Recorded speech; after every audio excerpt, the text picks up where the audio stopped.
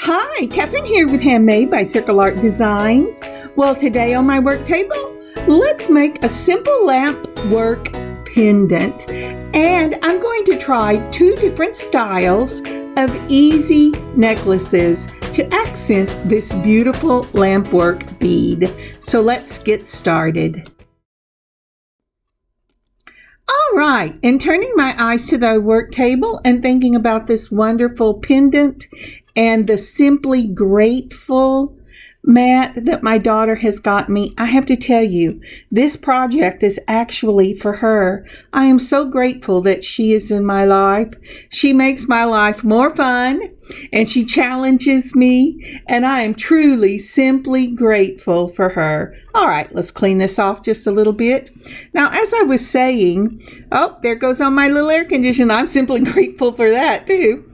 But as I was saying, when I saw this beautiful little Lampwork bead in the June Bargain Bead Box, she jumped to mind, and I knew that I was going to do something with this for her. I thought I would just give it to her as a little animal to sit on her shelf. But then I thought, being simply grateful for all the things that she does for me, I could at least make it into a pendant and give it to her because she loves this type of jewelry. And I am so grateful that the Lord, at the end of my having children days, gave me this little girl. All right, so let's get ready and get started with this easy project. All right, so from the June Bargain Bead Box, we're doing this 15 by 22 millimeter Lampwork bead. This glass bead is an octopus, and it is so cute. And when I first saw this, I truly did think, oh my goodness, this is going up on my daughter's shelf. She's been collecting these little things since she was, I can't remember, but long before she became a grown woman, and she has just gobs of them. But then I thought, wouldn't it be beautiful to make something she could wear out of it? And so I have also pulled one of the copper head pins that came from that June Bargain Bead Box, and I'm checking to make sure that's going to go through the hole. And I did give it a little tug because I had a feeling that instead of going through the hole, it was going to, stay on the pin. It was going to go right through the hole. And I've used one of my little 3 millimeter copper spacer balls for the top. I want to protect the top of this bead when I turn it, so I don't want to turn it right into the glass. So, as I said, this is very simple. I'm not doing anything to take away from the beauty of this little animal. I'm taking my my straight nose pliers. I'm turning the wire away from me, turning the straight nose pliers up. Oh, I slipped trying to get it back there. So then I'm going to go around the top of the straight nose pliers straight down.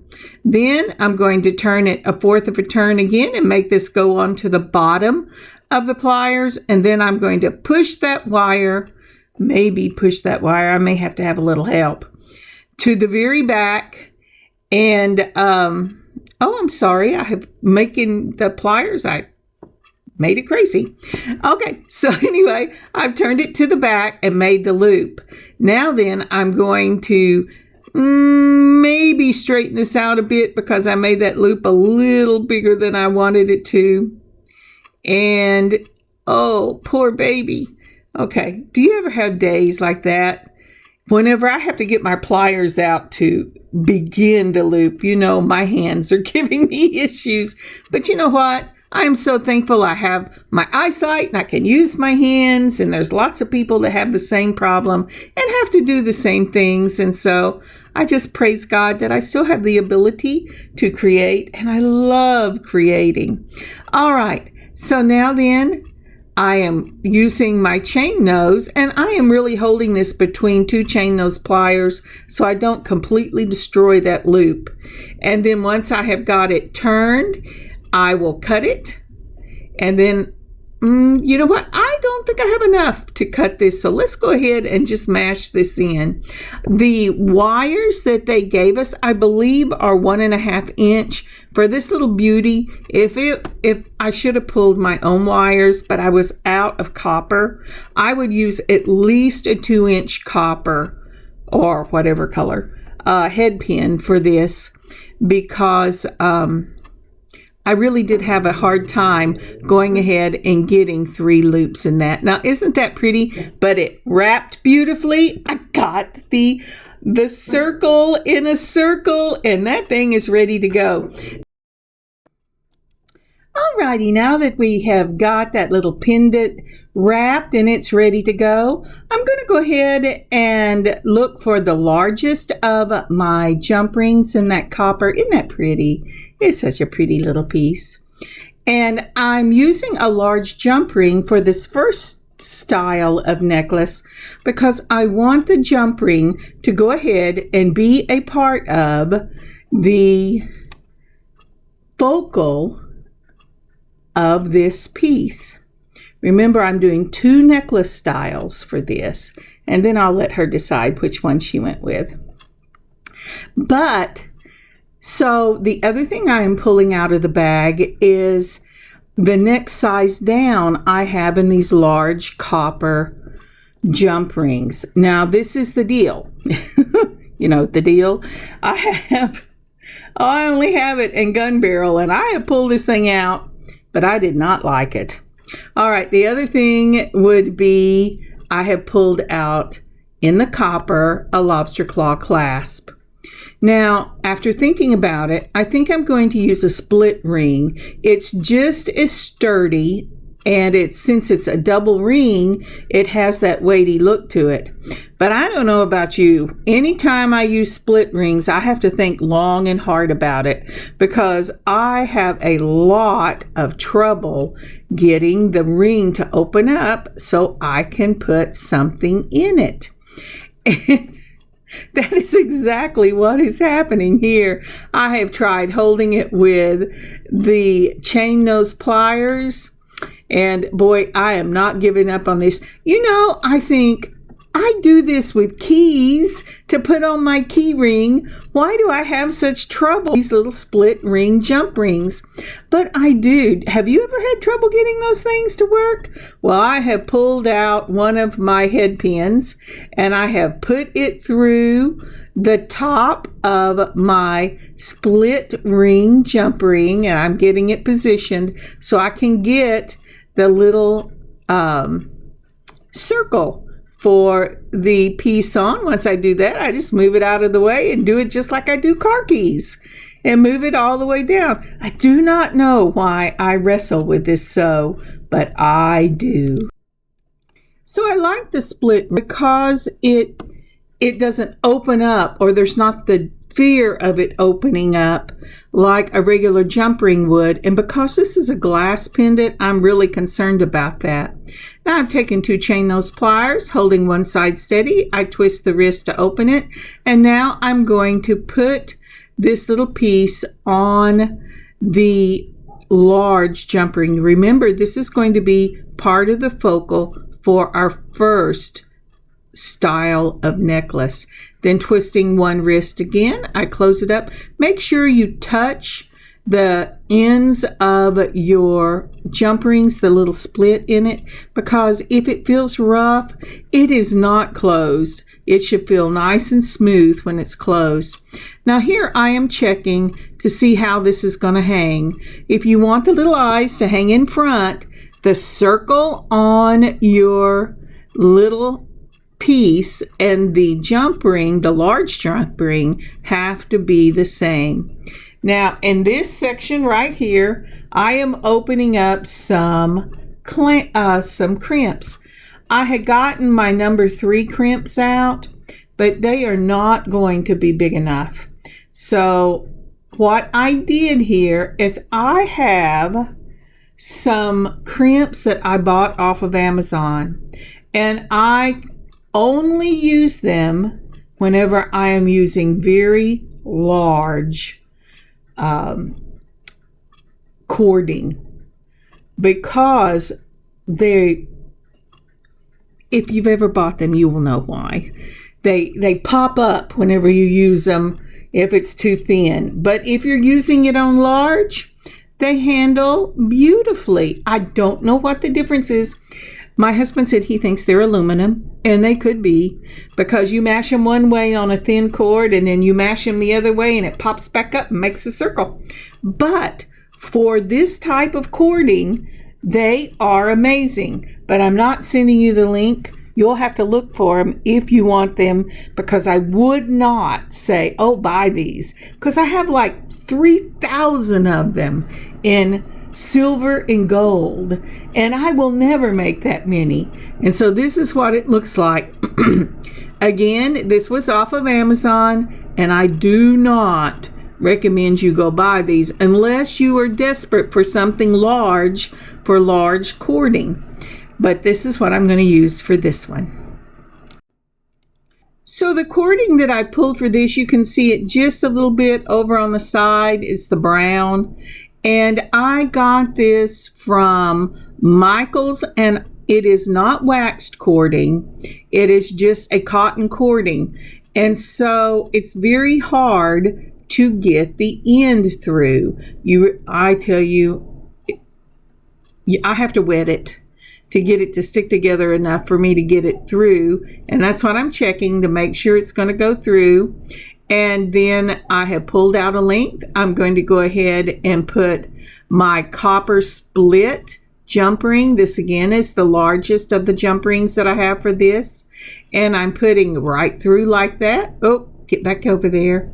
And I have to tell you, it looked easy, but it wasn't. I licked it several times. But this is for my daughter, so she has my germs. Okay, so here we go. We put it in the back and it makes that little M. Then we do a fourth a turn, put it in the front, and really make sure that crimp is down good, especially if you're using these aluminum crimps, because you really want it to stay together well. But I've done some really hard tugging on it, and I'm not happy with the bottom. It did not move, but I'm going to crimp this thing just a little more because it should be all the way down. It is a tubing. With my crimper, I have to crimp from the top, the middle, and the bottom whenever I use tubing, and it's big. But it is secure. And so now I'm going to go ahead and I'm going to do that on the other side. I'm going to speed this up, and I'll put a little music on until I get this part finished.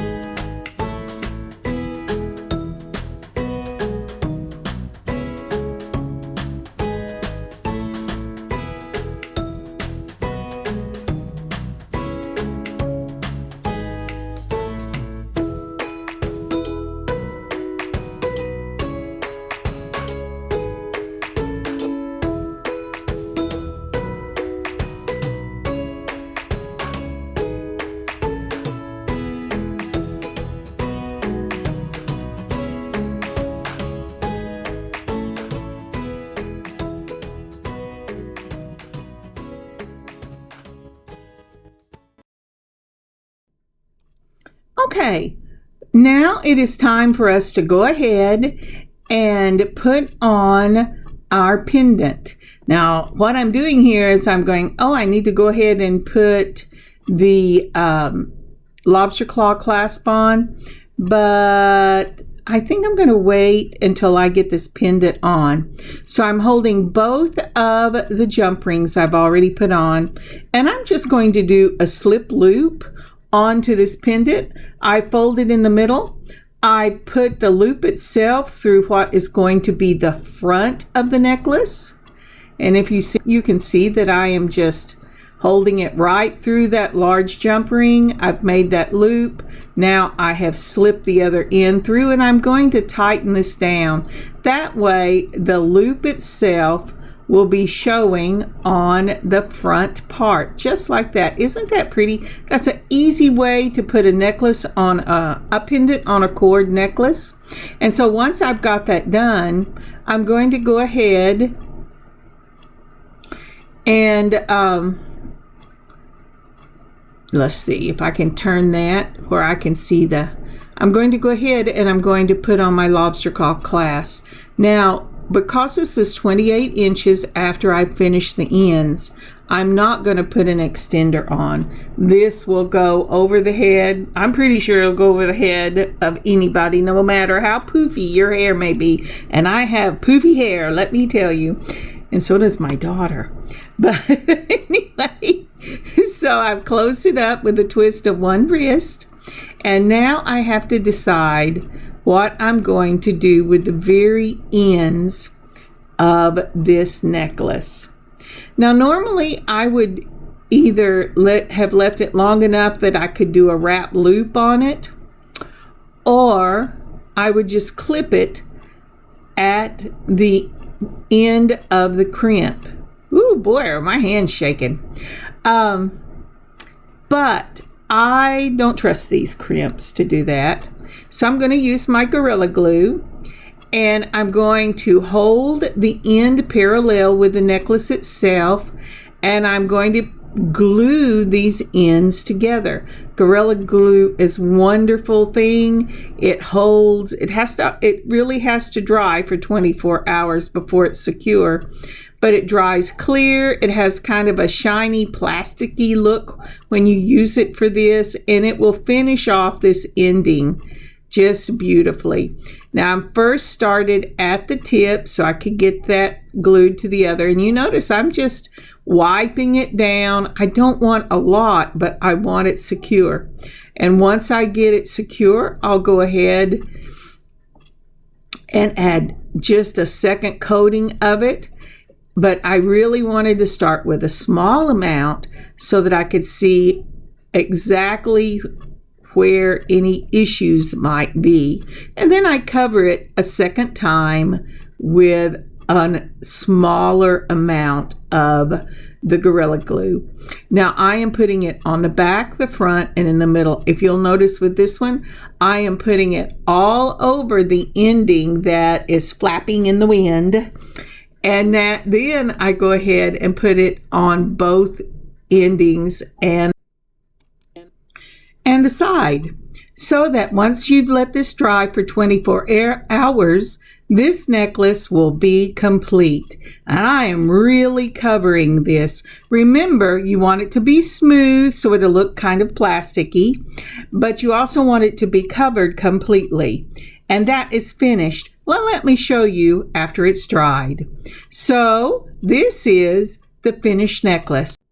Now I think this is beautiful. I love that cotton cording. It's in that rich dark brown, and it's a sturdy little necklace to hold this beautiful lampwork bead. Now, because the cording is so long, did I have to put the ends on it? No, but I wanted to have the option, because her hair is long, that she could pull it to the front, undo it, and then put it back on without having to pull it through her little curls. Okay, they're not little curls, but they're gorgeous curls. Okay, that's enough of saying how pretty my daughter is. Okay, but I wanted to give her an option because she has a lot of necklaces that she wears that are just cording with a pendant that she loves. And I have to say, I was surprised when she chose the second style.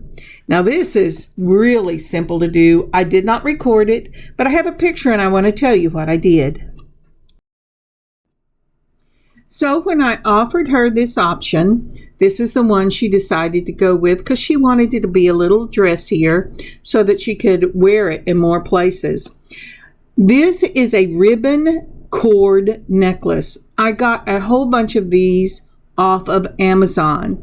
They come as 18 inches with an extender.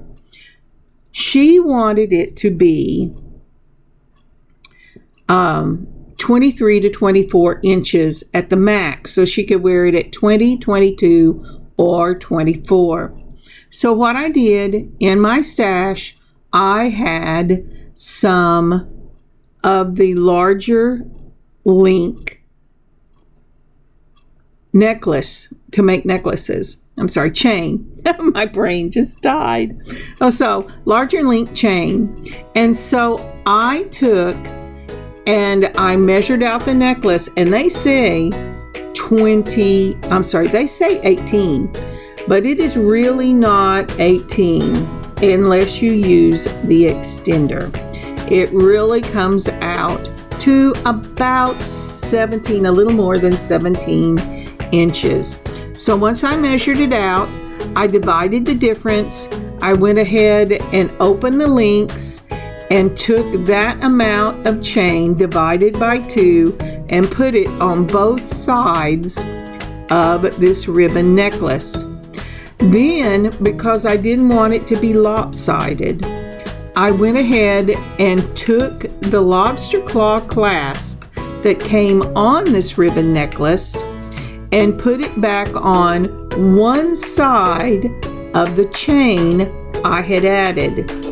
This is the same way I would make my chain and ribbon or chain and beading wire necklaces. It's exactly the same way. So this is going to hang down in the front and show a little bit of the chain, but most of it, depending on the length, of course you wear it, but most of it will be this beautiful ribbon. So again, I got these off of Amazon. I'll leave a link below, or at least the name of the place where I got them. And I added the chain. The chain came from Hobby Lobby, and it was still available last month when I went. So I hope that helps. This is the one she chose. So let's look at some pictures of both styles. Isn't that pretty? I just love this bead. I am so glad that this came in the June Bargain Bead Box. I did look, I did not see any more of these on the site, but when I Googled this, I found the exact same bead at Michael's. So they gave me the option online to either buy it in my regular store and pick it up, or to have it shipped. So you might want to take a look. Thank you again for joining me today. I had so much fun doing this for my daughter, and it was the perfect gift. She wore it to an interview that she did on Monday. Now, isn't that amazing? I hope you had a lot of fun today as we made this beautiful little pendant necklace, and I hope you learned something, and I will see you later in the week. God bless you. God keep you safe. Kathryn, Handmade by Circle Art Designs. Bye, y'all.